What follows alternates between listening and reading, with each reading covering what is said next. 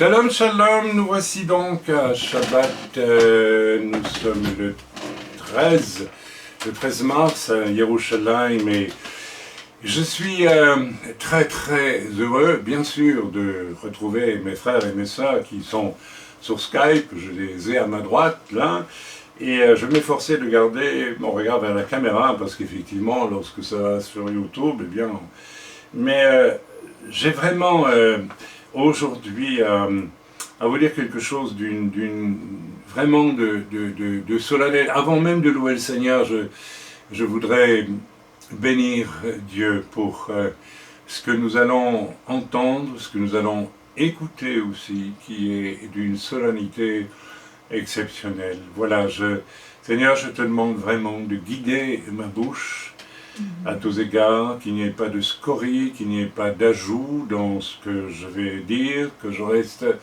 simple et direct, Seigneur, parce que ton esprit est suffisant et ce que nous ajoutons souvent ne vient pas de toi et n'est pas utile. Alors Père, je te prie vraiment que tu diriges ce moment dans le bon nom de Yeshua, ton Fils bien-aimé. Amen. Alors je vais faire une proposition aux frères et sœurs qui sont sur Skype. Si vous avez un chant qui vous vient à cœur, s'il vous plaît, vous ouvrez votre micro et vous le proposez, d'accord? Ne traînez pas dans ce cas-là, soyez réactifs pour ne pas que la louange devienne pesante, n'est-ce pas? Amen. Donc vous êtes libres. Moi je vous propose de chanter d'abord un chant magnifique que nous connaissons tous, et il est exalté. Le roi est au-dessus des cieux. Je ne sais pas si Fabio peut nous mettre ce chant. Il est exalté, tu le connais, hein? Amen, voilà. Il est exalté, le roi est au-dessus des cieux. Je veux le louer, il est élevé à jamais exalté, et je loue son Saint nom. Il est Seigneur, sa vérité régnera. Tout l'univers se réjouit dans son Saint nom. Il est exalté, le roi est au-dessus des cieux. Il est exalté, le roi est au-dessus des cieux. Je veux le louer, il est élevé à jamais exalté, et je loue son saint nom. Il est Seigneur, sa vérité régnera, et tout l'univers se réjouit dans son saint nom. Il est exalté, le roi est au-dessus des cieux. Il est exalté, le roi est au-dessus des cieux. Amen. Seigneur, nous te bénissons, nous te louons ce matin. Seigneur, tu es exalté, Seigneur, et pardonne-nous si souvent, parce que c'est notre propre vie que nous voulons placer en premier, Seigneur, alors que tu nous as montré ce modèle radical, simple, vrai, qui bouleverse tout, Seigneur, celui de ta vie qui est donné pour tous. Et tu nous demandes de te suivre, de prendre notre croix, c'est-à-dire de donner aussi notre vie, d'être ultra sensible à autrui, d'être ultra ouvert, ultra respectueux, ultra bienveillant, ultra aimant avec tous ceux qui nous environnent. Déjà là, Père, merci de nous interpeller. Nous allons vers Pessah. Montre-nous, Seigneur, si nos cœurs sont ouverts vers autrui, respectueux d'autrui, aimant d'autrui, délicats avec autrui, ou si au contraire, ils sont repliés sur eux-mêmes, farouches, orgueilleux, égoïste, fermé, comme c'est le cas parfois. Alors Seigneur, merci, merci, parce que ce matin, tu veux nous délivrer de cette emprise mauvaise, Seigneur, d'un cœur dur, orgueilleux, égoïste. Seigneur, tu m'as conduit en préparant ce message à parler de cela il y a déjà près plus d'une semaine maintenant, Père. Et je suis convaincu, Seigneur, que tu veux parler ce matin. Tu veux parler de façon très spéciale et solennelle. Et c'est comme un signal d'alarme, Seigneur, que tu veux lancer. Au nom de Yeshua. Amen. In Eloheinu velo ishan shomer Israel. In Eloheinu velo ishan shomer Israel. In Eloheinu velo ishan shomer Israel. In Eloheinu velo ishan shomer Israel.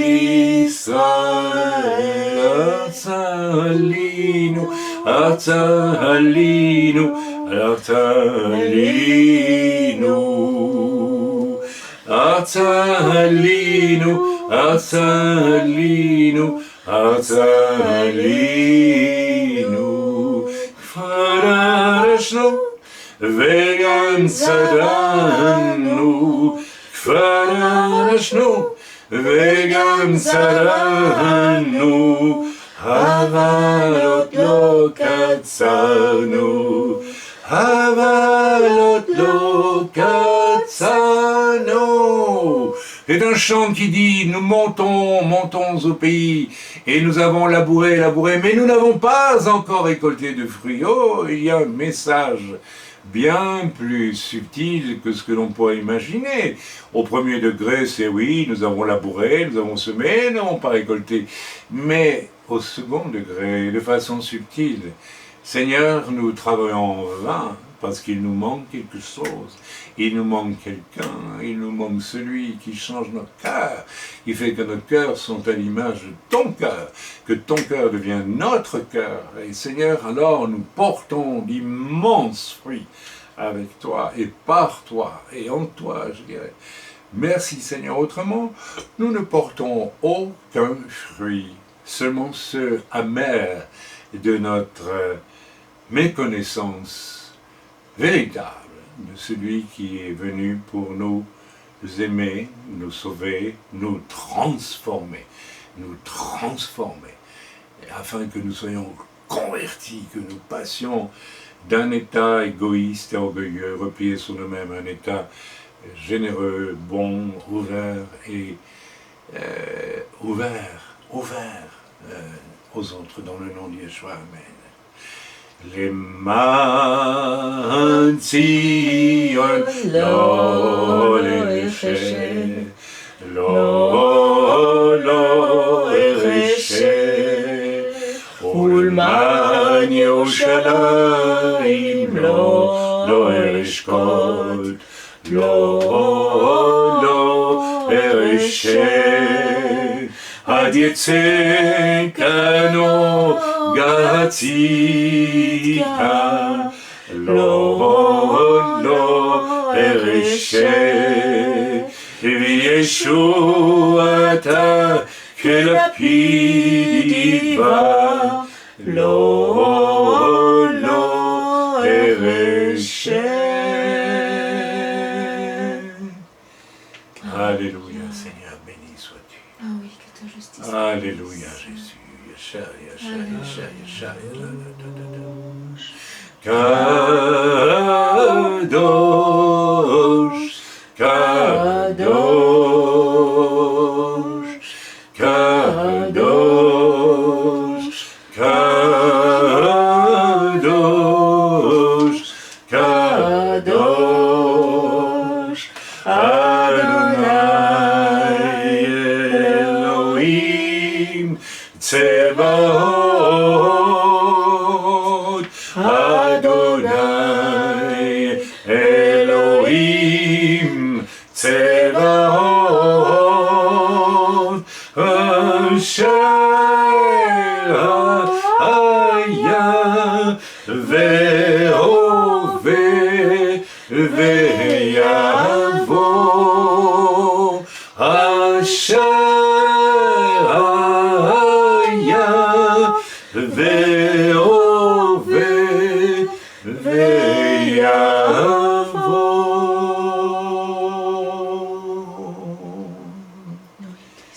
Alléluia, Seigneur. Alléluia. Seigneur, nous ne méritions pas de connaître un si grand amour. Nous ne méritions pas de connaître un si grand libérateur. Moshe a été un libérateur, outil dans tes mains pour le peuple d'Israël, mais le grand libérateur d'Israël a fait ça. Depuis l'Égypte, c'était toi, Éternel. Et Seigneur, à travers Yeshua Mashiach, qui, en plein Pessah à Jérusalem, a dit, buvez-en, ceci est mon sang, mangez, ceci est mon corps. Seigneur, tu es venu nous dire que c'est toi qui es le grand libérateur pour tous les hommes, juifs et non-juifs, Seigneur. Merci parce que depuis 2000 ans, cette libération parcourt la terre comme un séisme, comme un vacarme incroyable, Seigneur. Incroyable, Seigneur, avec les erreurs, les défauts, les fautes de toutes sortes de branches de l'Église, mais qu'importe, ton message reste le même à travers le temps. Et nous t'en remercions, Seigneur, parce que nous ne méritions pas ce salut. Nous étions des chiens, nous étions des êtres orgueilleux, égoïstes, lamentables, Seigneur, lamentablement tournés vers nous-mêmes et cherchant comme des aveugles dans la nuit une porte de sortie, nous ne la trouvons pas. Et tu es venu et tu nous as tendu la main, tu nous as ouvert la porte et nous avons commencé à marcher avec toi. Et nous avons connu cette joie de t'appartenir. Nous avons connu la joie de tout ce à quoi nous avons dû renoncer pour te suivre aussi. Merci Père, dans le bon nom de Yeshua ce matin. Amen. Amen. Nous allons aller dans la parole de Dieu ce matin. Nous allons y aller avec beaucoup d'attention. Nous allons aller dans un passage de Marc, au chapitre 11. Et je demanderais vraiment que l'on écoute. Je peux avoir un peu d'eau s'il te plaît. Mais vraiment avec une grande attention. Ce message, je l'ai reçu dans des conditions très particulières. Il y a déjà pas mal de jours. Et permettez, je vais boire un peu. C'était une semaine étrange que cette semaine que j'ai vécue. Je vais vous faire un témoignage. Et je donnerai à Daniel aussi, Vanquier, l'occasion à la fin du culte de donner aussi un témoignage, au moins que je lui demande dans quelques instants. Elle a connu quelque chose de grand, c'est-à-dire elle a connu un Dieu qui libère d'une façon incroyable.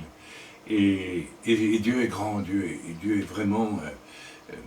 l'intelligence de Dieu est quelque chose qui ne se compare même pas à l'intelligence humaine. L'intelligence de Dieu rend l'être le plus intelligent au point de vue humain, mais vraiment misérable. Je dis pas minable, je ne veux pas comparer les deux, mais il y a une beauté dans l'intelligence de Dieu, il y a une générosité, il y a une bonté, il y a la beauté de la bonté, mais dans l'homme intelligent, il n'y a pas nécessairement ni beauté ni bonté. On peut briller par son esprit humain et être un chien, être quelqu'un qui n'a aucun cœur. Et ça se voit très souvent. Je ne dis pas que tous les gens intelligents sont des gens sans cœur. Il y a des gens moins intelligents qui sont sans cœur aussi. Amen. Donc c'est très très important. Le message que je vais vous donner a été reçu dans un contexte très spécial puisque je vous en donne le témoignage depuis 2-3 semaines à peu près, lorsque je me mets au travail à mon ordinateur et que je travaille, bref, je fais des choses spirituelles, je ressens presque tous les soirs une présence importante derrière moi, ici, dans ce bureau, et à tel point que je me suis retourné plusieurs fois et j'ai senti qu'il ne s'agissait pas du tout de puissance mauvaise, mais d'autre chose. Et bon, j'ai dit, ok, il y a quelqu'un, il y a quelque chose. Et puis, il y a quelques jours, avant que je ne reçoive ce message, ou presque en même temps, j'étais en train de travailler, et là, j'ai pas seulement senti des présences, mais entendu des présences. Vous décrire ce que j'ai entendu, c'est comme des frottements, c'est comme un... Je ne sais pas, j'ai ressenti que ces présences voulaient se faire connaître, voulaient que je sache qu'elles étaient là, et je me suis retourné et j'ai compris dans l'esprit qu'il s'agissait d'anges, et je peux vous dire qu'il y en avait 3 qui veillaient sur moi, mais c'est ce que j'ai compris. Je dis, je dois être protégé pour quelque chose. Mais le Seigneur m'a enseigné, m'a dit une chose très importante. Il m'a dit aussi, le Seigneur, que non, les anges étaient là aussi pour m'obliger à être très attentif au message que je vais vous donner aujourd'hui. C'est un message extrêmement, je dirais, violent, mais pas d'une violence humaine, mais d'une grande force spirituelle, et il s'agit de l'entendre, il s'agit surtout de le donner.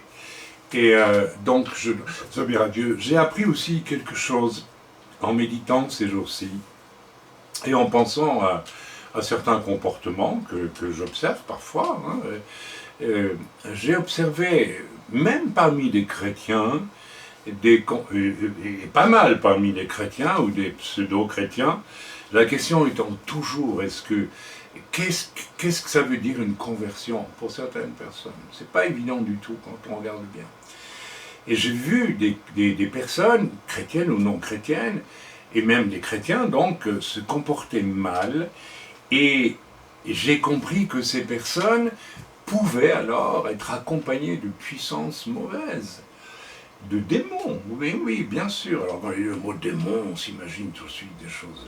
Mais, et le Seigneur m'a montré pourquoi, très souvent, je vous fais ici un scoop, lorsque j'ai reçu des centaines et des centaines et des centaines de personnes chez moi pendant 40 ans, pour des entretiens, j'ai vu des gens qui se disaient chrétiens venir avec des choses horribles, n'est-ce pas, non confessées, vécues mais non confessées, non abandonnées. Et chaque fois que ces gens quittaient mon domicile, mon épouse et moi, quelquefois, nous sentions un malaise. Et nous étions conduits à pousser à prier parce que ces personnes étaient accompagnées, oui, il faut le dire, de puissances mauvaises. Et de la même façon, alors le Seigneur m'a fait voir, il m'a dit, quand quelqu'un vit dans le péché, eh bien, les démons se rapprochent de lui, ils aiment ça. Jusqu'au point où ils peuvent même influencer la personne. Et pas la posséder, mais l'influencer et finalement la diriger à un certain moment.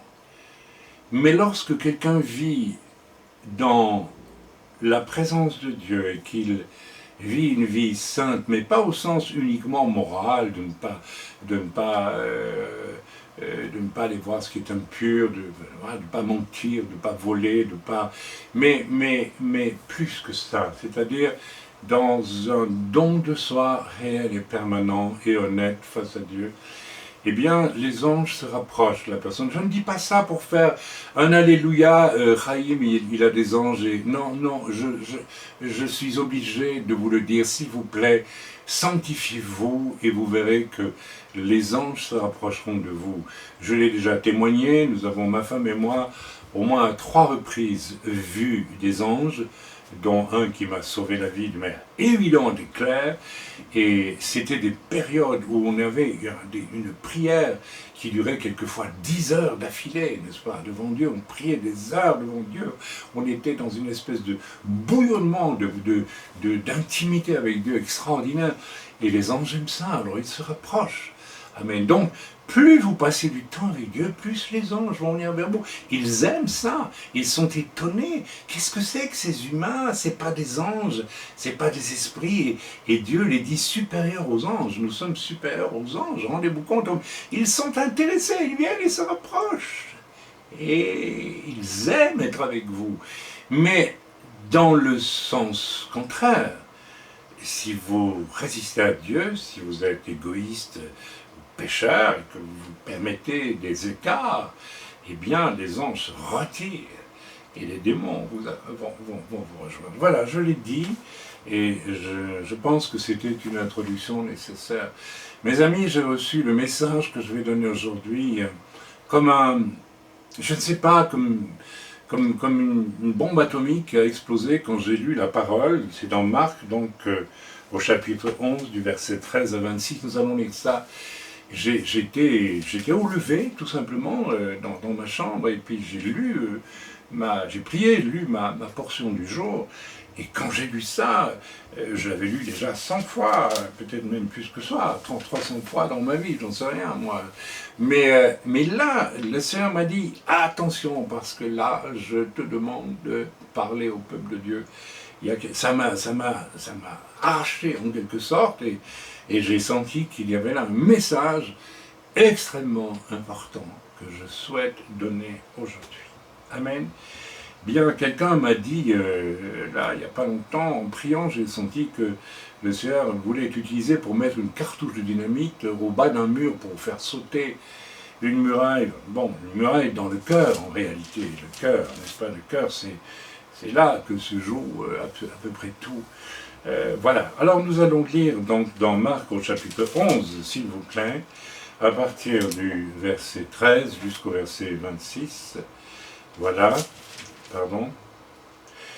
Voilà, on va lire à partir du verset 12. Le lendemain, après qu'ils furent sortis de Béthanie, Yeshua eut faim.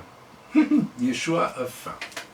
C'est très intéressant parce que rien que là-dessus, je pourrais... croyez-vous vraiment que au-delà de l'appétit charnel de Yeshua, il n'y a pas là déjà tout un message.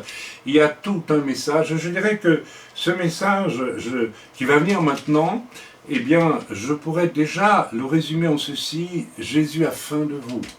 Amen. Yeshua a faim de vous. Yeshua a faim de toi. Yeshua a faim de toi, mais toi, transformé, capable de donner à manger à Yeshua, de donner à manger à Yeshua. Oui, de donner la démonstration à Yeshua que le salut qu'il t'a accordé en valait la peine. Nous allons arriver à Pessah. Est-ce que notre comportement démontre que le fait que Yeshua soit mort pour nous en valait vraiment la peine? C'est tellement important de réfléchir à ça. Comment nous comportons-nous? Comment nous comportons-nous? Comment nous comportons-nous?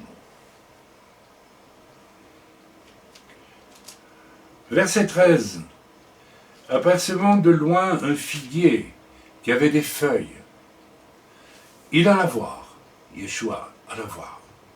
S'il y trouverait quelque chose, je vous demande déjà de monter n'est-ce pas, un peu plus haut qu'au niveau du figuier terrestre. Le pauvre figuier dans l'affaire, c'est juste un arbre. Hein. Il alla voir s'il y trouverait quelque chose. Le Seigneur vient voir dans ta vie ce matin, est-ce qu'il trouve quelque chose qui peut le nourrir, qui peut le réjouir, qui peut dire ça valait la peine, je donne ma vie pour cette personne.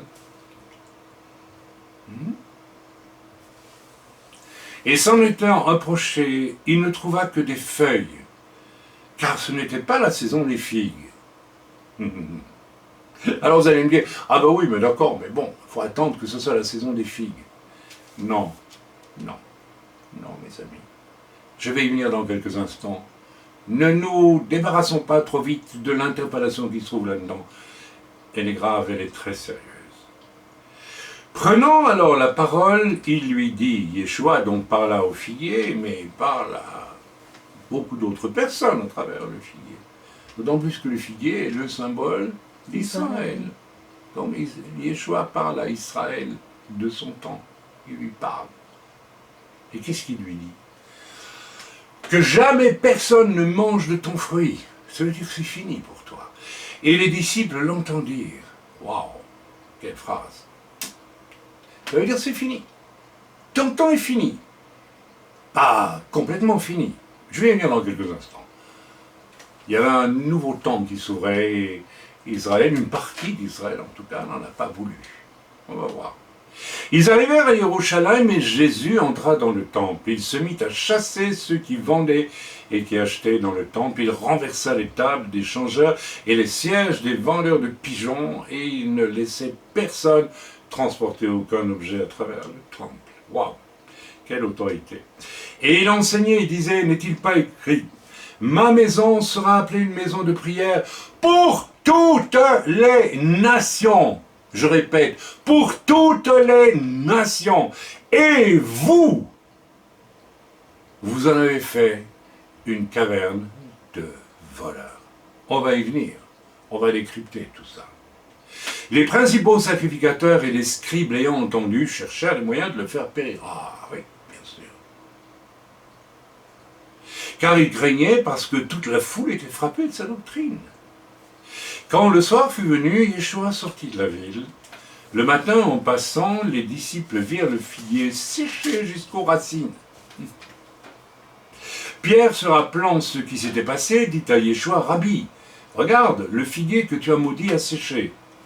Jésus prit la parole et leur dit, ayez foi en Dieu. C'est une drôle de réponse, vous ne trouvez pas? Il est en train de dire, de toute façon, c'est fini pour ce figuier. On n'en parle plus. Mais vous, ayez foi en Dieu. C'est-à-dire, je vous invite dans un nouveau programme. Un programme qui n'annule pas tout ce qui a été fait avant, mais qui le transporte plus loin, dans la perfection. On a tous compris l'allusion, n'est-ce pas? Israël est choisi comme peuple de Dieu pour transporter un message, mais qui doit conduire à la perfection du salut au travers d'un juif qui viendrait, qui s'appelle Yeshua, et on connaît la suite. Mais beaucoup ne l'ont pas accepté, parce qu'ils préféraient le petit temple égoïste de leur choix religieux. Je vous le dis, en vérité, si quelqu'un dit à cette montagne, alors c'est là que vous allez voir que le Seigneur m'a montré quelque chose avec cette montagne. Beaucoup de gens se sont, comment vais-je dire, embarrassés, beaucoup pour réfléchir, mais qu'est-ce que ça veut dire? Je pense même qu'il y en a qui ont dû aller de temps en temps devant une montagne en cachette se dire ôte-toi et va dans la mer, n'est-ce pas? Parce que c'est très mystérieux comme verset. Mais on va y venir dans quelques instants. Ôte-toi de là et jette-toi dans la mer, et s'il ne doute point en son cœur, mais croit que ce qu'il dit arrive, il le verra s'accomplir. On va aller voir en profondeur ce que ça veut dire. C'est pourquoi je vous le dis, tout ce que vous demanderez en priant, croyez que vous l'avez reçu et vous le verrez s'accomplir. Et lorsque vous êtes debout faisant votre prière, si vous avez quelque chose contre quelqu'un, pardonnez, afin que votre Père qui est dans les cieux vous pardonne aussi vos offenses. Ça, c'est intéressant pour Pessah qui vient. Si on vous a offensé, et nul doute qu'on a dû vous offenser, moi aussi on m'offense. Il y a des gens comme ça qui offensent. Hein. Mais on leur pardonne. D'ailleurs, on leur pardonne, parce qu'autrement, on ne va pas perdre son temps avec tout le temps ressasser ce que les gens nous ont fait, nous ont pas fait. On pardonne. Voilà. Mais si vous ne pardonnez pas, votre Père qui est dans les cieux ne vous pardonnera pas non plus vos offenses. On en reste là avec... j'ai intitulé ce message « Ai-je fait de ma vie une caverne de voleurs ?» Je répète, là actuellement, là où je suis, dans la façon dont je fonctionne, dans ma relation aux autres, est-ce que j'ai fait de ma vie, ou ma vie est-elle une caverne de voleurs? Parce que tout ce que je ne donne pas aux autres en abondance d'abord, je le garde pour moi, donc je suis un voleur. Les Juifs du Temple, pas tous, mais les Juifs du Temple, qui n'ont pas voulu comprendre que Yeshua venait amener quelque chose de sublime pour l'humanité entière, le salut, pas seulement pour les Juifs, n'est-ce pas? Eh bien, sont devenus des voleurs parce qu'ils voulaient garder la chose pour eux seuls. Et oui, ça a même fait une difficulté au début. Même Pierre n'a pas été très à l'aise pour aller annoncer l'évangile aux non-juifs. C'était que pour les juifs, dans l'esprit de Pierre. Il a fallu que Dieu le visite avec force dans la vision des animaux impurs. Rappelez-vous, il était à Jaffa, ici en Israël, et il voit, n'est-ce pas, cette vision des animaux impurs, avec des grenouilles, des machins, des trucs, enfin bon, tout ce qui représente les non-juifs, n'est-ce pas? Et Dieu lui dit, Pierre, tu es mangé. Et Pierre dit, mais maman, j'ai jamais mangé de nourriture impure. Mais après, il a compris. Dans la suite, vous lisez. Allez lire, s'il vous plaît, le contexte, je ne vais quand même pas vous le lire et vous le développer. Certains, vous lisez jamais, vous lisez pas beaucoup votre Bible, c'est une grande erreur. Mais vous verrez comment Dieu a convaincu Pierre. Non, mais le message que je t'ai envoyé, c'est pour te dire, sors de ton petit temple religieux, s'il te plaît, et rends-toi compte que mon sacrifice est tellement grand que j'ai voulu choisir Israël pour conduire, amener ce message aux nations. Amen. Mais une grande partie d'Israël n'en a pas voulu. Voilà, donc nous allons relire à partir du verset 13, verset 14 plutôt. Je suis où moi? Dans Marc 11, oui. Nous allons lire à partir du verset 14. Bien, voilà. Excusez-moi. Non, à partir du verset 13. À partir du verset 13, pardon, excusez-moi. Voilà. Bien, donc, le lendemain, après qu'ils furent sortis de Béthanie, Yeshua eut faim. Oh, cette expression me bouleverse. Parce que moi, je comprends quelque chose d'autre que son appétit terrestre de ce moment. Yeshua a faim d'âme. Yeshua a faim d'âme. Voilà 2000 ans qu'il est mort sur une croix pour que des âmes le rejoignent sur ce chemin étroit, prenant leur croix et acceptant de devenir la fiancée de Yeshua, la Kala, en hébreu, pour ceux qui aiment mieux qu'on parle hébreu. N'importe. Et Jésus a faim. Jésus est au ciel et Jésus a faim. Jésus, tous les jours, plaide notre cause devant le Père. Il est un avocat auprès du Père pour nous. Et il a faim de nous. Il a faim. Il a faim et il attend simplement que des cœurs s'ouvrent, tout simplement. Mes amis, c'est une question de cœur. La relation avec Dieu et la relation avec les autres. Comment aimons-nous les autres? Comment vivons-nous avec eux? Si ma femme me fait une gentille remarque sur un détail, comment est-ce que je réagis? Je lui dis, écoute, ça va, hein? Ou bien je dis, non, je l'aime, donc j'écoute. Et j'accepte, même si ça m'humilie un petit peu. Parfois, c'est vrai, il y a des remarques qui peuvent être un petit peu humiliantes. On se dit, zut, j'y ai pas pensé, voilà qu'on me le fait remarquer. Oui, justement, c'est le petit test qui va révéler qui tu es finalement. Si tu es un chien, il ne supporte rien, qui veut toujours avoir raison en tout, tu es vraiment un voleur. Tu es un voleur dans le temple de Dieu. Ta vie est une caverne de vol. Est-ce que je me suis déjà fait bien comprendre? Je crois que oui. On continue. Yeshua voit qu'il y a donc un figuier avec des feuilles. Il y a des feuilles. Donc les apparences. Les apparences. Mais il n'y a pas de fruits. Il y a des feuilles. Alors je peux aussi vivre une vie apparemment en Christ. Apparemment. Mais il n'y a pas de fruits. Il alla voir s'il y trouverait quelque chose. Quelque chose. Le Seigneur, je crois, promène ses regards sur nos vies, la mienne, la vôtre, celle de ma femme, de tous ceux qui m'écoutent, et il regarde, est-ce que je peux trouver quelque chose? Mais qu'est-ce que le Seigneur espère trouver? Mais quelque chose qui lui ressemble, quelque chose qui a trait à l'amour, qui a trait à l'humilité aussi. Parce qu'il n'y a pas d'amour sans humilité.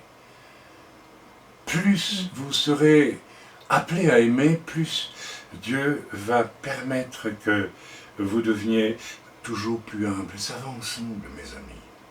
Ça va autant ensemble que le chausse-pied ne va avec la chaussure. L'un ne va pas sans l'autre, c'est impossible. Il alla voir s'il y trouvait quelque chose, et s'en étant approché, ne trouva que des feuilles. car ce n'était pas la saison des figues. Prenant alors la parole, il lui dit que jamais personne ne mange ton fruit, et ses disciples l'entendirent. C'est quand même extraordinaire, cette histoire. C'est étrange, non? C'est un figuier qui est en feuilles, n'est-ce pas? Mais il n'a pas de fruits. C'est pas la saison. Et pourtant, Yeshua lui déclare, il lui déclare quoi? Il déclare simplement, c'est fini pour toi. Terminé. D'ailleurs, le lendemain, le figuier va être sec, mort, fini, terminé. Waouh! Ouh là là, c'est quand même costaud. Ça veut dire que tu ne porteras plus jamais de fruits. Ton temps est passé. Et Dieu passe avec quelque chose et tu ne l'as pas saisi, tu ne l'as pas voulu. Alors c'est fini pour toi. Ça doit absolument nous faire réfléchir. Vous savez, j'ai vu beaucoup de croyants en 40 ans, et j'ai vu Dieu passer près de ces gens pour leur indiquer quelque chose qui devait être changé pour qu'ils puissent être plus proches du cœur de Dieu, mieux inspirés par le Seigneur pour faire sa volonté. Beaucoup de gens croient que faire la volonté de Dieu, c'est une pure question du Saint-Esprit comme ça, qui descend et qui va... En fait, non, c'est pas vrai. Le Saint-Esprit ne vient pas. Et quelquefois, la difficulté, c'est pas vrai pour tout le monde, mais pour certaines personnes, d'être baptisé du Saint-Esprit, c'est que tout simplement, vous n'êtes pas né de nouveau. Vous n'êtes pas né de nouveau. Vous n'êtes pas sauvé. Vous n'êtes pas sauvé. Vous n'êtes pas sauvé. Vous vivez dans une caverne de voleurs et vous l'ignorez. Votre caverne. Le Dieu d'amour n'est pas passé. Vous ne l'avez pas laissé passer. Vous ne l'avez pas encore vraiment invité. Et venir bouleverser complètement votre existence. Alors on lit, bien sûr, au verset 20, la confirmation de ça, le figuier est mort desséché. Lisons rapidement. Le matin en passant, donc le jour après, si je ne dis pas de bêtises, voilà, les disciples virent leur figuier, ou bien c'est le jour même, mais qu'importe. Tout de suite après, les disciples virent le figuier séché jusqu'aux racines. Et Pierre, se rappelant ce qui s'était passé, dit à Yeshua, « Rabbi, regarde le figuier que tu as maudit et séché. » Pierre ne comprend pas encore le discours qui se trouve derrière tout ça. Pierre est juif. Le temple est là. Il faudra que Jésus dise à un moment donné à ses disciples, il ne restera, figurez-vous, pas pierre sous pierre de ce temple. Mais mes amis, c'est pas seulement le temple, le pauvre temple qui était si beau, d'ailleurs il n'en pouvait rien, n'est-ce pas? Non, non, non, non, c'est autre chose que c'est un vivet. C'est le temple, votre caverne de voleurs, vous, cette partie d'Israël qui n'a pas voulu, n'est-ce pas, recevoir, n'est-ce pas, le Messie avec son cœur, qu'il a refusé. C'est cet Israël-là, c'est ce temple-là. Et nous pouvons transposer aujourd'hui, si nous refusons à Dieu ce changement dans nos cœurs. Notre temple n'est pas le temple du Saint-Esprit, il devient une caverne de voleurs. Le figuier est, qu'on le veuille ou non, le symbole d'Israël, et sa malédiction, n'est-ce pas, sera celle d'une génération, mes amis, et de bien d'autres ensuite. Ça fait 2000 ans que cette malédiction court. Ah, ce n'est pas agréable à entendre, mais c'est la vérité. De la même façon que les païens pécheurs qui ne se laissent pas atteindre par le Seigneur sont sous la malédiction, les Juifs d'aujourd'hui, qui n'ont pas accepté, n'est-ce pas, le salut, qui accomplissaient toute la loi, leur loi, notre loi, eh bien, sont maudits. Vous savez, ce n'est quand même pas un hasard, pour ceux qui voudraient remettre un peu en question ce que je dis ici, même si c'est dur, même si c'est... Mais c'est juste, c'est vrai. C'est dur, mais c'est pas Dieu qui est dur, c'est ceux qui refusent. Ceux qui transforment le temple de Dieu en une caverne de voleurs, c'est eux qui sont durs. Soyons clairs, remettons bien les choses là où elles doivent être. Mais qu'est-ce que Yeshua a dit alors qu'il montait vers Golgotha et que les femmes d'Israël pleuraient sur lui? Certaines femmes qui avaient compris, souvent les femmes sont plus précèdent les hommes hein, dans le discernement des choses de Dieu. Pas toutes. Il y en a, c'est exactement à l'opposé. Non, ça fait rien. Amen. Donc, Et Yeshua, montant à Golgotha, portant sa croix, dira aux femmes qui pleurent, femmes, femmes de Jérusalem, arrêtez de pleurer, parce que si ces choses arrivent quand le bois est vert, est encore vert, qu'arrivera-t-il quand le bois sera sec? Et quand le bois était sec, 70 ans après, Jérusalem a brûlé de fond en comble, le temple a été rasé, tout a été détruit.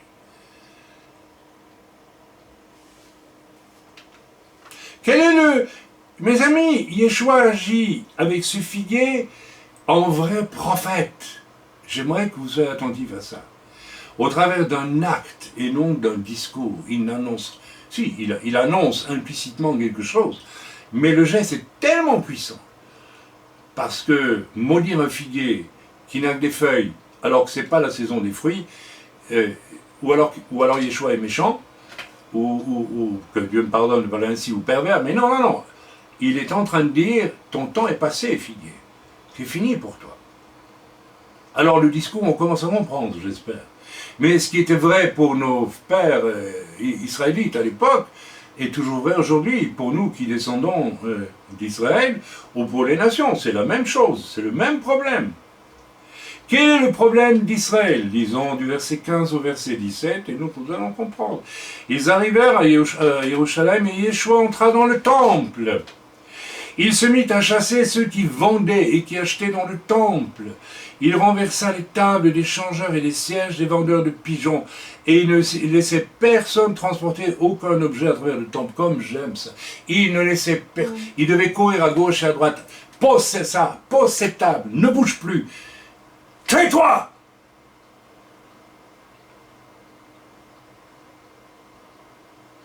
Ce temple était une maison de prière pour tous les peuples. Et vous en avez fait une caverne de voleurs. Le plan de Dieu, mes amis, c'était un temple pour toutes les nations. Israël a eu un appel et une élection extraordinaire, absolument extraordinaire. Et d'autant plus extraordinaire que ne pas comprendre le sens profond de cet appel est catastrophique. Mais son appel est d'être un outil, était et est toujours, et sera de nouveau, oui, je suis positif avec Israël, un outil de salut pour les nations, mes amis. C'est ça le but. Et pas un peuple replié sur lui-même comme sur un privilège, n'est-ce pas, de je ne sais quoi, d'élection. On n'est pas élu parce qu'on est beau et parce qu'on est intéressant et qu'on est supérieur aux autres. Non, ça n'existe pas. On est élu parce que quelqu'un a décidé de nous choisir et parce que, alors bien sûr, on dit, les commentaires rabbiniques disent, j'accepte ça, que Dieu a proposé la Torah à toutes les nations, mais aucune n'en a voulu, et Israël l'a voulu. Mais déjà, il y a un petit côté, moi-je dans tout ça. Oui, oui, il faut l'oser là. Eh bien, tant mieux si Israël a accepté. Mais alors, il faut aller jusqu'au bout. Il faut aller jusqu'au bout. Et aller jusqu'au bout, Amen. C'est être un outil de salut pour les nations. Amen. Yeshua va trouver 12 disciples. Et puis, il va en envoyer 40 à un moment donné. Mais on ne peut pas dire que ce sont des disciples vraiment, on ne sait pas, ces disciples de deuxième zone, je ne sais rien. Je ne sais pas ce qu'ils sont devenus après. Probablement qu'ils sont devenus des disciples dans l'Église. Mais des vrais disciples de base. Il aurait pu s'attendre à voir les principaux d'Israël l'accueillir en tant que celui qui allait faire le pont avec Dieu et tous les hommes grâce à Israël par sa mort sacrificielle qui de toute évidence, n'est-ce pas, accomplit les sacrifices qui se faisaient sur le temple. Alors il y a eu apparemment quelques juifs du haut de gamme, hein, des grands connaisseurs de la Torah, comme Nicodème, le fameux Nicodème, qui va venir trouver Yeshua de nuit. Il est troublé, Nicodème. Il sait qu'il a compris, Nicodème. Il a compris qu'il se passe quelque chose, mais il a peur. Comme aujourd'hui, il y a des rabbins qui ont accepté Yeshua, figurez-vous, mais ils ont peur. Parce que ceux qui ont fait du temple une caverne de voleurs sont autour. Et ils sont impitoyables, croyez-moi. De la même façon qu'ils ont... Parce qu'il faut le dire quand même. Parce qu'aujourd'hui, il paraît que c'est plus permis de dire que les Juifs ont livré Jésus à la mort en le donnant aux Romains. Ah non, c'est que les Romains qui ont tué Jésus. Mais il faut arrêter là. Ce n'est pas vrai, c'est un mensonge. C'est les Juifs du Temple et du Sanhédrin et les Romains. pas tous les juifs, mais disons la vérité, restons dans le vrai. Amen. Ok, il y a eu aussi Gamaliel, le sage Gamaliel, au pied duquel Paul a étudié. Gamaliel qui a dit un jour, lorsque les shérifs, les maîtres du temple et de la synagogue et du Sanhédrin disaient, mais il faut arrêter ces juifs qui prêchent Yeshua, etc. Il faut arrêter tout ça. Et Gamaliel a eu cette parole quand même merveilleuse. Elle a dit, écoutez, laissez-les faire. Si cela vient de Dieu, vous ne pourrez pas les arrêter. Vous vous rendez compte? Si ça ne vient pas de Dieu, ça ira en pataquès très vite, n'est-ce pas? C'est ce qu'il a dit en termes plus sophistiqués, vous n'avez qu'à le lire dans la parole. Mais vous ne pourrez pas l'arrêter si ça vient de Dieu. Donc Gamaliel s'est dit, quand même, c'est possible, ça vient de Dieu. Il y a eu donc quelques personnes comme ça, dans la crème des sages d'Israël, qui ont eu quand même qui ont eu au moins la puce à l'oreille. Alors, au lieu de cela, qu'est-ce qui se passe? Au lieu du fait que Yeshua s'attendait quand même, espérait légitimement, que les principaux d'Israël, au vu de ses enseignements, au vu de ses miracles, au vu de sa stature très particulière, qui troublait clairement les foules, vont l'accueillir, Hosanna au fils de David, tu es le Mashiach. Et puis, n'est-ce pas, les voleurs du temple, les hommes de la caverne, n'est-ce pas, qui remplacent le temple dans les cœurs, vont eux s'opposer, vont faire en sorte qu'on le fasse mourir. Lisons au verset 17, il enseignait et disait, n'est-il pas écrit, enfin voilà, au lieu de cela, donc lisons au verset 18, les principaux sacrificateurs et les scribes, donc les principaux sacrificateurs, les Kohanim, et les scribes, les scribes, l'ayant entendu, cherchèrent les moyens de le faire périr, car ils craignaient parce que toute la foule était frappée de sa doctrine. Quand le soir fut venu, Jésus sortit de la ville. Amen. Voilà leur réaction. Amen. Et qu'est-ce que Jésus leur dit au verset 17 alors? Et il enseignait et disait, n'est-il pas écrit, ma maison sera appelée une maison de prière pour toutes les nations. Il y avait là une direction prophétique. Il fallait que les juifs du temple se disent, mais comment on fait le lien avec les nations maintenant? Comment on fait? Certes, les nations envoyaient ce qu'on appelle des prosélytes, des gens qui se convertissaient au judaïsme. Mais Jésus est venu apporter quelque chose de beaucoup plus grand, qui devait normalement envoyer les juifs aller vers les nations pour leur annoncer la réconciliation avec Dieu au travers du sacrifice parfait de Yeshua. Et n'est-il pas écrit, ma maison sera appelée une maison de prière, mais vous en avez fait une caverne de voleurs. Alors nous allons creuser un petit peu, parce que c'est à notre niveau que tout ça se joue à travers ce message. Voilà, vous avez fait du temple de Dieu pour tous. Votre temple, vous en avez fait votre temple, qui n'est plus celui de Dieu, mais qui est le vôtre. Et donc vous en faites une caverne de voleurs. Vous savez, en d'autres mots, c'est pas difficile. Je vais vous parler comme ma chère mère, qui était une femme de bon sens, parlait. Elle avait ce bon sens qu'on est belge, et c'est pas tellement compliqué à comprendre. Si vous êtes avare, par exemple, eh bien vous retenez tout. Et c'est que pour vous. C'est que pour moi, c'est que pour moi, c'est que pour moi. Et si vous êtes incapable d'entendre une remarque parce que vous ne le supportez pas, non, moi je, pas toucher, pas approcher. Et dans ce cas-là, vous ne pouvez pas vivre avec les autres non plus, c'est impossible, vous ne pouvez pas vivre. Et très souvent, l'orgueilleux finit par se trouver tout seul. Il y a des gens qui ne comprennent pas, qui passent leur vie à être seuls, et ils ne se questionnent pas sur le pourquoi de cette solitude. Voilà, c'est tellement important. Attention, leçon pour nous, que faisons-nous du temple du Saint-Esprit que nous sommes? En faisons-nous le temple de l'Église, où se côtoient les principes, n'est-ce pas, qui tournent tous autour du fait d'aimer? Yeshua a résumé la loi en « Tu aimeras le Seigneur et tu aimeras ton prochain comme toi-même. » Tout comme toi-même. Ce qui exclut beaucoup de choses et qui ouvre la porte à beaucoup d'autres choses. À beaucoup d'autres choses. Je ne suis pas là en train de vivre avec ma femme parce que je veux profiter d'elle. Mais je suis conscient que chaque seconde de sa vie qu'elle passe à côté de moi, à moitié en tout cas, elle le vit pour moi. Et si je vais même plus loin que ça, étant donné son état d'esprit, puisque c'est une vraie croyante, c'est pas une héroïne, c'est une vraie croyante, tout simplement. En fait, sa vie est à 100% pour moi. Et inversement. Ok. Alors, si elle me fait une remarque, eh bien, je dis, oui, c'est qu'elle a le droit de le faire. Donc, je l'écoute au moins.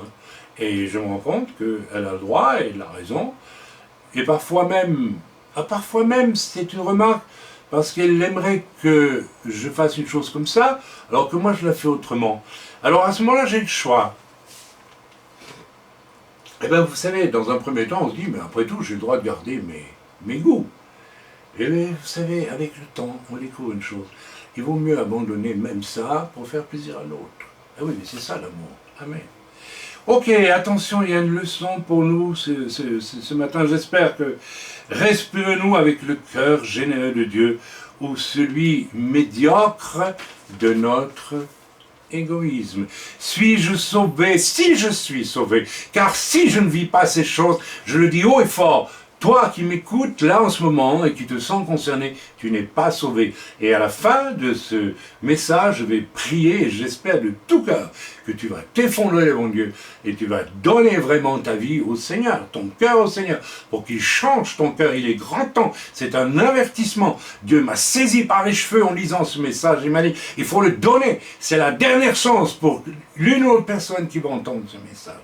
Après, c'est fini. Si tu vis dans le règne du figuier et que tu ne portes pas de fruits et que Dieu est en train de maudire, fais attention. Peut-être que c'est la dernière fois où Dieu te parle, ou peut-être la première fois que vraiment Dieu est en train de te dire « Écoute, j'aimerais que tu comprennes que tu n'es pas sauvé. » Être sauvé signifie qu'on a changé complètement de nature. C'est la nature de Yeshua qui est venu en moi. La nature de celui qui se donne sur une croix, où on l'injurie, où on le fait mourir, mais où il dit « Père, pardonne-leur parce qu'ils ne savent pas ce qu'ils font. Et Père, que cette coupe s'éloigne de moi si possible, mais toutefois que ta volonté soit faite, parce que c'est le seul moyen de sauver l'humanité. » Que je mette l'amour au comble. Jésus était nu sur une croix. Complètement nu. Je n'ai pas besoin de vous donner de détails. Il n'y avait pas plus humiliant que ça. Il n'y avait pas plus injuste que ça. Et Jésus a dit Amen. Ça veut dire quoi? Ça veut dire que si tu n'es pas capable de comprendre que être sauvé par Jésus va signifier un renoncement réel à tout. Observe-toi. Comment fonctionnes-tu? Il y a des personnes, vous voulez les aimer, elles refusent même qu'on les aime. Elles veulent contrôler tout. Elles veulent être leur propre chef en tout. On ne peut même pas les aimer. On ne peut même pas leur donner quelque chose. Ah non, je veux décider tout seul.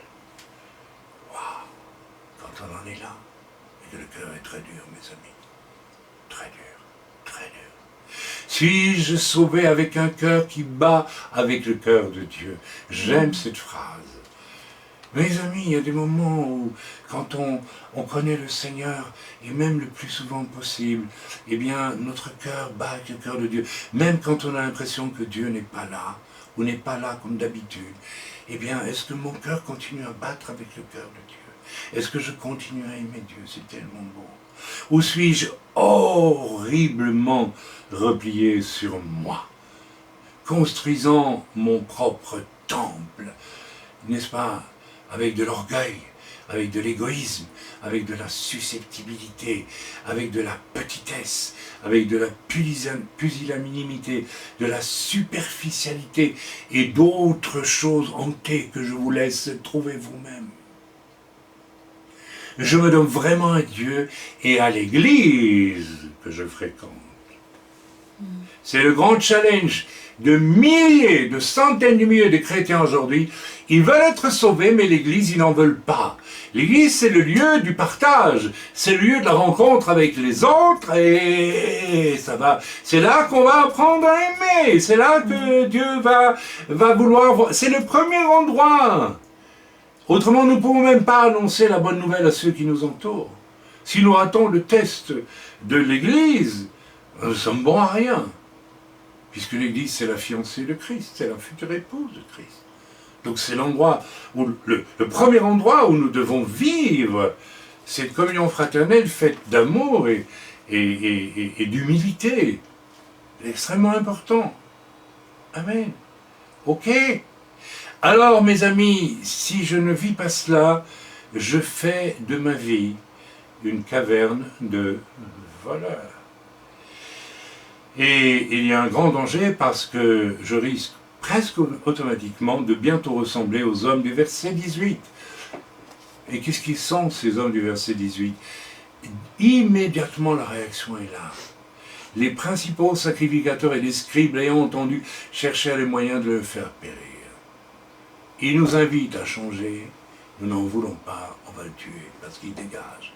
Dans le paysage, il ne peut pas rester, parce qu'il continue à nous interpeller par sa présence. Est-ce que Yeshua, ce matin, est en train de t'interpeller par sa présence, et tu lui dis non, non, non, non. Est-ce qu'à travers ce message que je donne aujourd'hui, est-ce que le Seigneur n'est pas en train de t'interpeller? Et qu'est-ce que tu vas faire? Peut-être tu vas décider, je vais me débarrasser de Chaim, parce qu'il fait un problème dans mon paysage. Alors tu vas me tuer aussi. Il y a des chrétiens qui tuent les serviteurs de Dieu. On tue les prophètes parce qu'ils dérangent. Alors on les tue. On a tué Jésus, on a tué Jean-Baptiste, on a tué. Tu vas faire un choix aujourd'hui. Tu vas faire un choix aujourd'hui. Tu vas faire un choix aujourd'hui. Tu vas faire un choix. Je connais des chrétiens qui ont tué leur pasteur par la langue parce qu'ils ne supportaient pas. La personne qui était en face d'eux et qui par leur simple présence les remettait en question. Pour défendre ma non-consécration, je deviendrai féroce pour Jésus lui-même. Et je le recrucifierai. Il y a des chrétiens qui le crucifient. Ben, c'est pas le sens de la recrucifixion. Au verset 13, Yeshua a agi de façon bien étrange, je vous l'ai dit. Il a maudit un figuier. On peut même dire que c'est quasiment outrancier de faire ça, au premier degré. Maudire un figuier parce que ce n'est pas la saison des fruits. Rendez-vous compte. Mais je vous expliquais en long en large ce que ça voulait dire, n'est-ce pas? Car maudire un figuier, type d'Israël, n'est-ce pas, hors saison des fruits, c'est, je l'ai déjà dit, pour le moins étrange, mais bon, voilà, vous avez compris. Et c'est violent, mes amis. Et cela parle. Lisons maintenant du verset 20 à 24, et voyons ce qui est écrit, parce que c'est très, très surprenant. Le Seigneur ne va pas du tout embrayer sur le discours de Pierre. Le matin, en passant, les disciples virent le figuier séché jusqu'aux racines. Waouh! Pierre se rappelant, Pierre est au premier degré, hein. Il se dit peut-être que Jésus a voulu montrer son autorité, il a maudit le figuier. Il ne comprend peut-être pas encore vraiment, il ne comprend pas encore vraiment le discours qui se trouve derrière, que moi je vous ai explicité avec le recul de 1000 ans, c'est très facile évidemment. Hein, mais donc je ne veux surtout pas dire que je suis plus intelligent que Pierre, et de loin, à sa place j'aurais réagi comme lui. Mais voilà, et se rappelant ce qui s'était passé, dit à Yeshua, Rabbi, regarde, le figuier que tu as maudit est séché. Jésus prit la parole et leur dit, ayez foi en Dieu. Quelle drôle de réponse, n'est-ce pas? Une drôle de réponse, non? Il dit, ayez foi en Dieu. Il est en train de leur dire, tu ne comprends pas, Pierre, je te demande de regarder plus loin. Ayez foi en Dieu. Regardez à l'avenir, regardez à ce qui va venir, regardez à ce qui va se passer. Amen. On va vers une autre saison. Cette saison-là est terminée. La maison où Israël avait le temple et qui vivait des choses merveilleuses, mais qui n'était que l'ombre des choses à venir, cette saison est terminée. Ça ne veut pas dire qu'Israël est terminé. Je répète, Israël est toujours le peuple choisi de Dieu. Mais la saison était terminée et on entrait dans une autre saison. Et Yeshua va dire, ayez foi. Alors lisons ça en Dieu. Je vous le dis en vérité. Si quelqu'un dit à cette montagne, et c'est là que ça devient mystérieux quand même, ôte-toi de là et jette-toi dans la mer. Et s'il ne doute point en son cœur, mais croit que ce qu'il dit arrivera, il le verra s'accomplir. C'est pourquoi je vous le dis, tout ce que vous demanderez en priant, croyez que vous l'avez reçu et vous le verrez s'accomplir. Amen. Alors, qu'est-ce que ça veut dire, ça? Amen. La montagne, le verset 23, cette fameuse montagne. Jésus dit, si vous avez de la foi, dites à cette montagne que vous voyez là, je ne sais pas à quelle montagne il a désigné, il y en a ici des montagnes, et puis peut-être la montagne de Sion, je ne sais pas, ou celle du mont des Oliviers, ou enfin bref, ou à Sophie, je ne sais pas. Et il dit, bah, si tu as de la foi, tu dis à cette montagne. Mais en réalité, Yeshua, alors je suis sûr qu'il y a des centaines de chrétiens, j'imagine, parce que même moi j'ai mis du temps à dire, mais est-ce que Jésus parle juste de la foi? Et pourquoi il dit montagne? Probablement qu'il dit, c'est une foi énorme, vous pouvez dire à une montagne, allez, jette-toi dans la mer. Mais ça ne tient pas la route. Parce que quel intérêt d'aller jeter une montagne dans la mer? Ça n'a aucun intérêt, n'est-ce pas? Donc, cette montagne, elle représente quelque chose. Et alors, je souris parce que oui, j'imagine effectivement qu'il y a dû y avoir des gens qui sont allés au pied du Mont Blanc ou bien de l'Everest un jour et nous disent, je vais essayer, je vais voir, allez, maintenant, Everest, allez. Oh, ça ne marche pas, ça va pas marcher. Oh, j'ai pas beaucoup de foi. Alors, la personne, elle part pour 10 ans de cogitation sur la foi, alors qu'elle a la foi, mais elle n'a pas compris ce que Dieu voulait dire. Non, mes amis, bien, si Jésus parle ainsi, il parle ici, car il parle en contraste absolu avec l'attitude égoïste et peu intelligente détectée chez ceux qui correspondent aux figuiers maudits. Vous me suivez ou pas? En fait, le Seigneur est en train de dire, si vous aviez un peu plus de cœur, vous pourriez dire à toutes les montagnes de la terre, mais au sens, comment vais-je dire, des difficultés ou de quoi que ce soit. Et la première des montagnes, en réalité, c'est la deuxième raison pour laquelle Yeshua parle ainsi. La montagne ici, n'est-ce pas? Alors, la montagne, en fait, ce que Yeshua est en train de dire, la montagne, c'est vous-même. C'est vous-même, la montagne. Et vous devez l'acheter dans la mer. Vous devez acheter la montagne de votre orgueil, de votre méchanceté, votre cœur fermé, de votre aveuglement. Ici, Yeshua s'adresse à la fois à ses propres disciples, qui sont juifs. Ils n'ont pas encore compris le plan de Dieu pour les nations. Parce qu'à la fin, Dieu aime tous les hommes, vous savez. Il faut quand même l'accepter un jour ou l'autre. Une fois pour toutes. Amen. Et remettre les choses à leur place. C'est ta propre montagne. Si tu avais de la foi, c'est-à-dire si tu avais un cœur ouvert ici, tu comprendrais qu'il y a une montagne qui doit être jetée dans la mer. La montagne des illusions du temple qui est devenue une caverne de voleurs. Et ce principe, il est dans le cœur de Pierre aussi, et même de ses disciples. Rappelez-vous, certains demandent à être assis à la droite et à la gauche de Yeshua, une fois de son ciel. C'est d'un égoïsme phénoménal. C'est outrageant même pour les autres. Ils n'ont pas de cœur à ce moment-là. Ah ben oui, c'est comme ça, relisez l'Écriture, vous verrez. Et en plus, c'est leur moment, la maman juive qui les pousse à ça. Elle n'a pas de cœur non plus. Elle n'aime que ses fils. Hein. Ah, les autres, non. Vous voyez, ça, c'est l'amour charnel, en plein. Amen. Ça, le deuxième discours, c'est ça. C'est ta propre montagne. Je te demande d'avoir de la foi et de l'acheter dans la mer.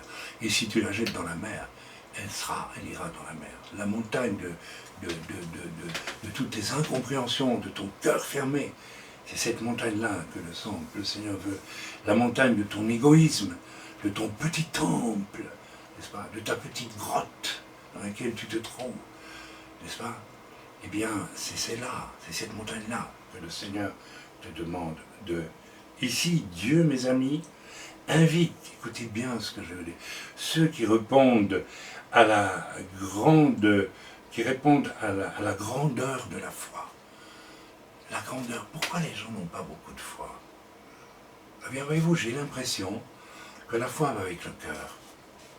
Je pense que les gens qui ont un cœur ouvert, qui aiment Dieu, et qui aiment leur prochain, ont une communion avec Dieu.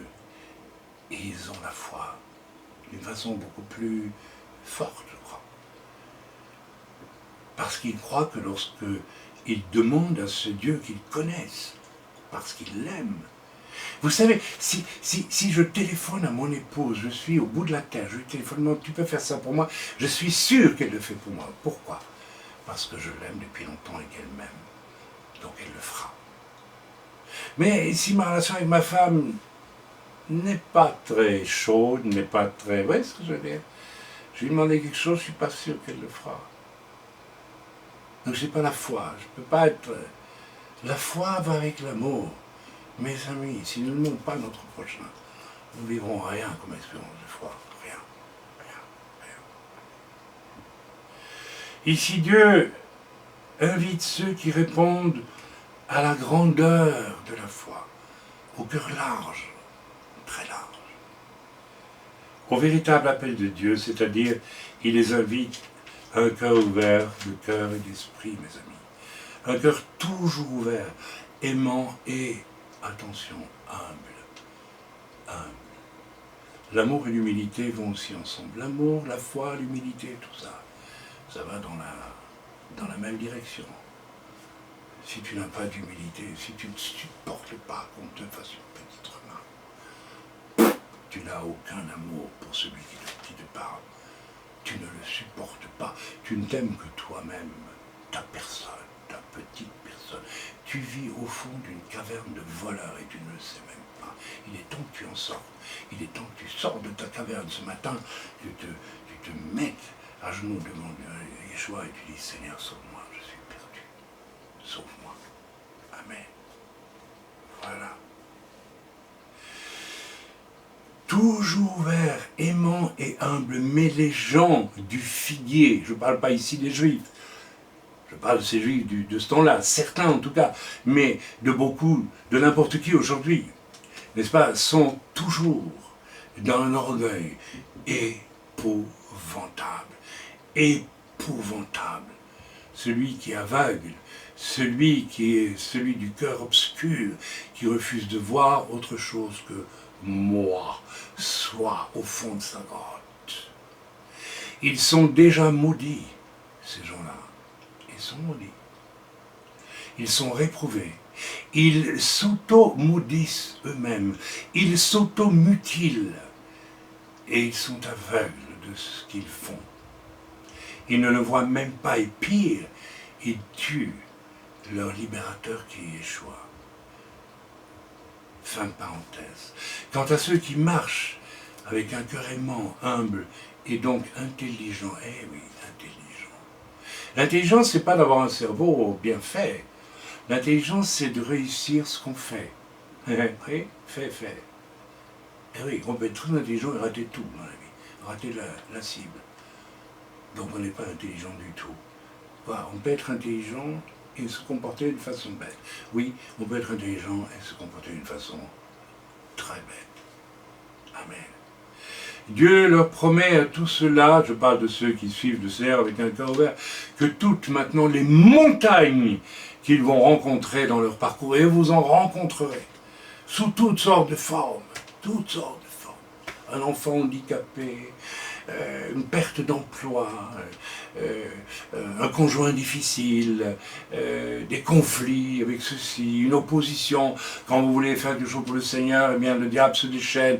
Ce sont des montagnes tout ça, mais, Yeshua te promet, à toi qui veux suivre vraiment le Seigneur avec un cœur ouvert, qui est né de nouveau, qui est vraiment converti, je serai là avec toi pour t'aider, et j'enverrai les montagnes dans la mer, parce que par la foi, tu me le demanderas, je le ferai. Amen. Formidable, formidable.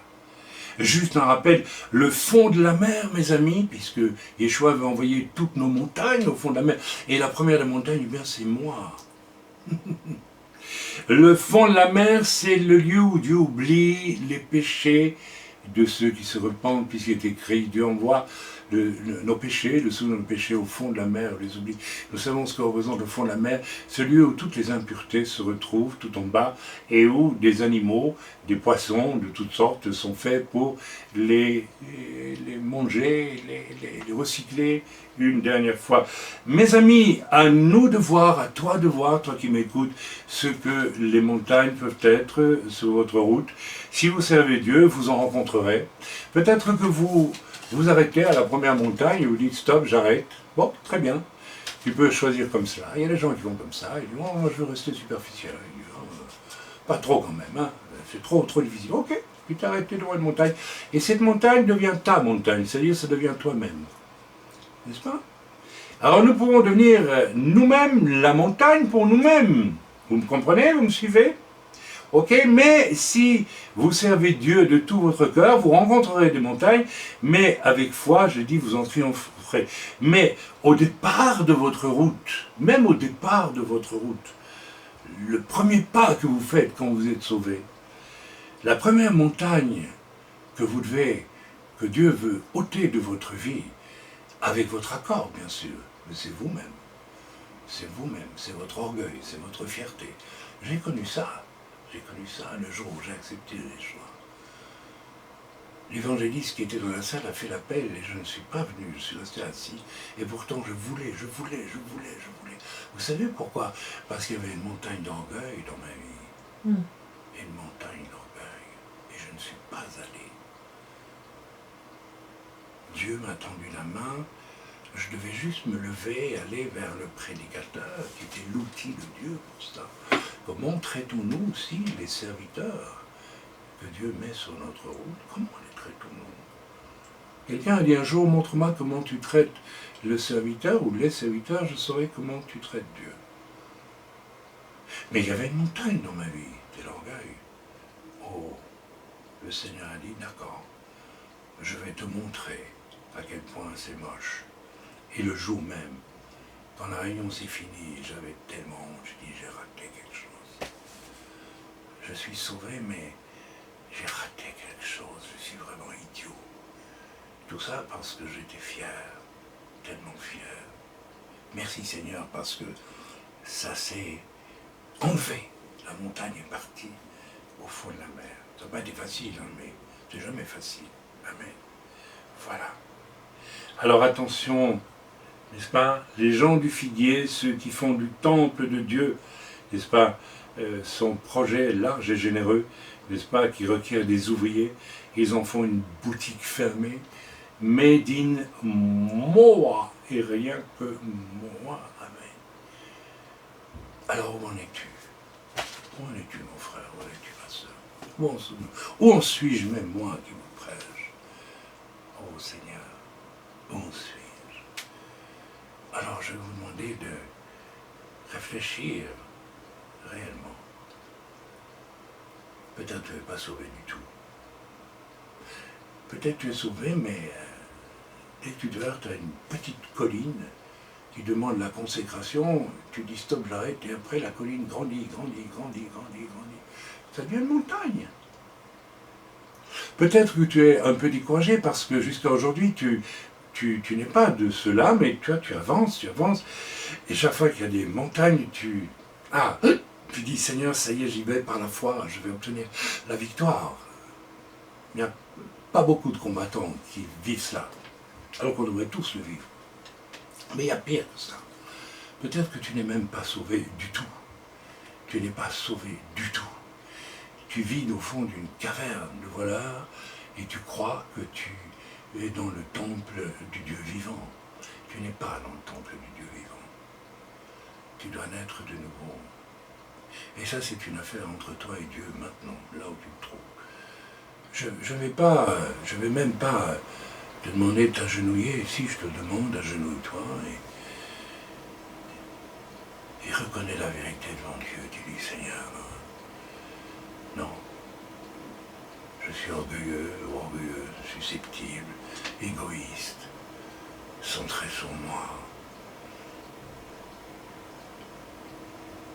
Le sacrifice glorieux de celui qui a abandonné sa vie pour moi n'est pas devenu vivant en moi. Et ça n'a pas renversé les priorités au fond de moi-même. Alors, dites simplement à Jésus, pardonne-moi ma dureté de cœur, pardonne-moi ma superficialité, pardonne-moi ma fierté déplacée, mon orgueil. Sauve-moi de tout cela. Tu en as le pouvoir, en vertu de ce que tu as fait à la croix pour moi. Toi, le plus grand des Juifs, cloué nu sur une croix, humilié par générosité, par amour. Et quelle générosité, et quel amour. Moi, je suis un chien. À côté de ça, je suis une chienne. Je suis mauvais. Sauve-moi, Seigneur. Sauve-moi. Change-moi. Je t'abandonne ma vie mauvaise. Transforme-la. Tu en as le pouvoir, Jésus. S'il te plaît. Amen.